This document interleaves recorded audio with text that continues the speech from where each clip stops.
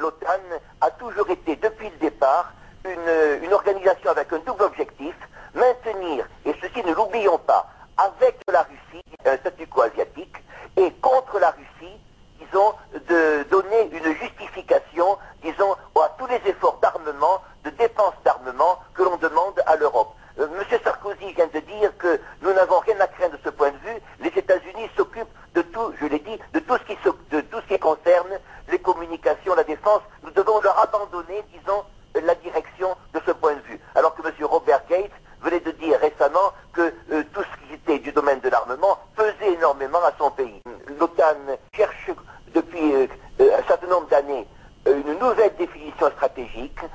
On parle de l'ouverture de l'OTAN, on parle d'une nouvelle signification, en particulier après ses engagements sur des territoires très éloignés comme l'Afghanistan. Reste ce qu'elle est. Il y a toujours, disons, un rapport entre les États de l'OTAN et les fameux partenaires de l'OTAN, un rapport non pas de recherche d'équilibre, mais un rapport de pression.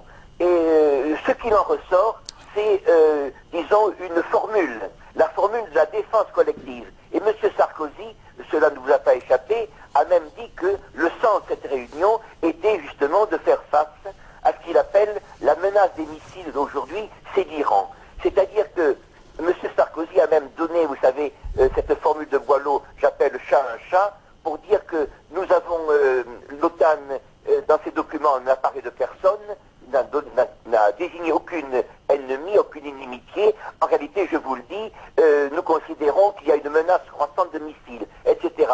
Ce n'est qu'un parapluie, voyez-vous ceci, pour pouvoir déployer par l'OTAN, pour pouvoir, disons, justifier la mainmise de l'hégémonie américaine, en particulier dans le domaine des transports, des télécommunications, etc., qui sont, sous prétexte de défense générale, voyez-vous, un moyen de contrôle des nations et des économies.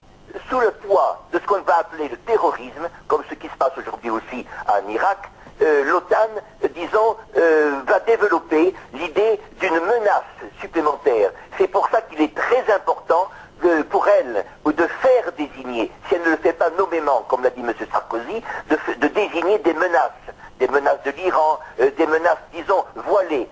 Il s'agit là, en réalité, pour les Américains, pour les dirigeants de l'OTAN, M. Van Rompuy le dit, qui est le dirigeant politique européen, d'une alliance stratégique. Et cette stratégie consiste justement à élargir son influence en faisant mine, en trompant, en dupant perpétuellement l'opinion publique.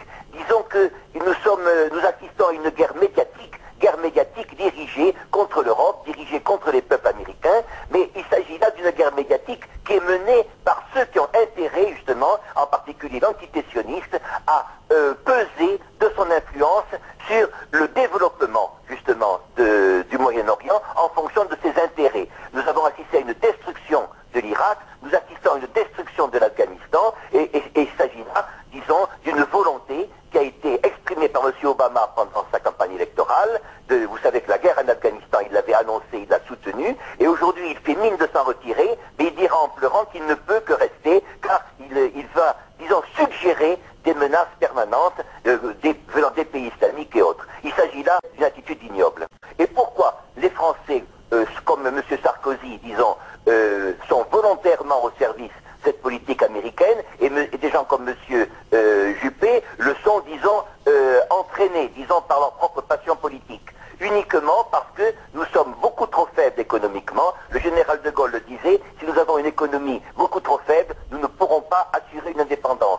C'est une leçon pour tous les peuples. Il faut une indépendance économique pour pouvoir résister aux pressions politiques et économiques. C'est-à-dire que nous avons perdu, nos caisses sont vides, nous sommes très affaiblis aujourd'hui. C'est la raison pour laquelle nous sommes entraînés, disons,